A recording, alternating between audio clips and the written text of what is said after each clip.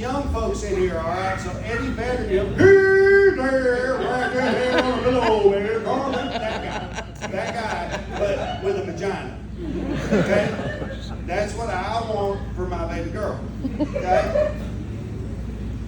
And then suddenly I understood why women moved in together so quick and everything in that community. I get it. You're U-hauling after 3 dates. I understand why. Because I could see her future just as well as anybody else. I was like, I see it.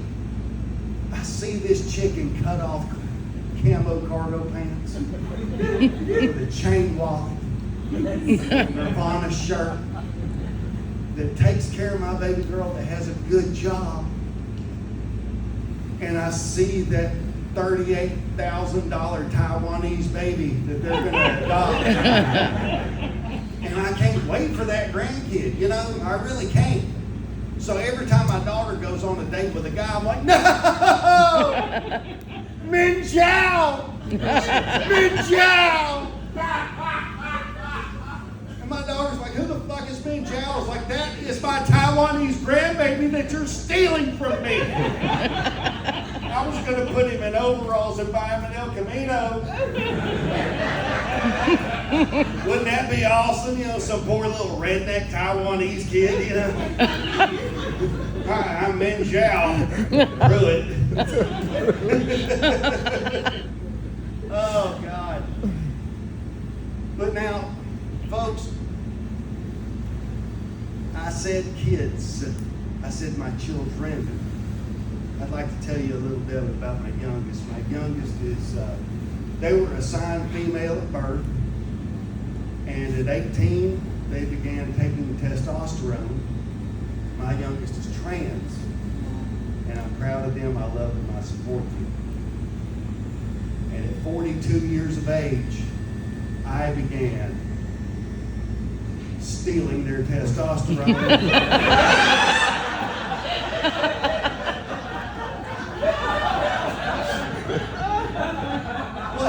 It took 3 days. 3 days. It's not. But that has been a learning experience, y'all. It really has. I had to take them to their first testosterone treatment because we live in East Tennessee. The laws ain't all that friendly, and we had to drive all the way to Nashville for them to get their first treatment. And the first treatment's in the office to make sure they have, you know, they get their shots right and there's no allergic reactions and everything. But I pulled into the parking lot and I was like, well, there's not another crew cab Chevrolet anywhere. I was an island unto myself in a sea of Subarus. A litany of legacies, I guess you could say. Or a fuck ton of Foresters, one or the other. But folks, this is how I dress. This is how I look, you know. So I go in with my very masculine presenting kid. And they thought that I was bringing my son to protest, you know. And this tiny little blonde girl comes up. She's got this big long braid and everything. And she goes, can we help you? I was like, ease up, Khaleesi. I'm here for my kid. I'm here to support them, you know. And she stopped dead in her tracks, you know, and she goes, we've never seen that before. And I said, whoa, you've never seen a father supporting his child so they can be more comfortable in their own skin? And she goes, no, we see that every day, but they ain't hillbillies in overalls.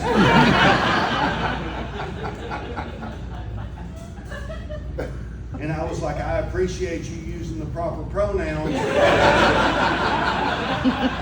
Because if you'd have called me a redneck, I'd have knocked your blonde ass out.